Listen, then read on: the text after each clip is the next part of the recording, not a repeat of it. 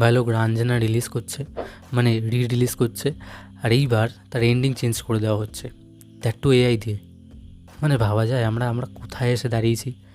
AI দিয়ে ending change করা, sad এন্ডিংকে happy ending করে দিচ্ছে। আমরা চেয়েছি কি? চাইনি তো। তাহলে কেন ভাই বেকার মগজ খাটাচ্ছ? যেরম আছে থাকতে দাও না।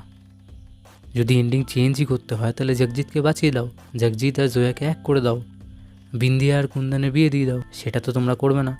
করবা কি? কুন্দনকে মারবো না, কুন্দন আর জয়া এক হবে। ভাই সিরিয়াসলি, আমরা চেয়েছি আমরা একবারও। কেন ভাই এসব করতে চাই আমি বুঝি না। যেটা যেরম আছে থাকতে দাও না। কিছু কিছু জিনিস ওভাবেই ভালো লাগে। আমরা রাঞ্জানাকে পছন্দ করি এন্ডিংয়ের জন্যই ভাই।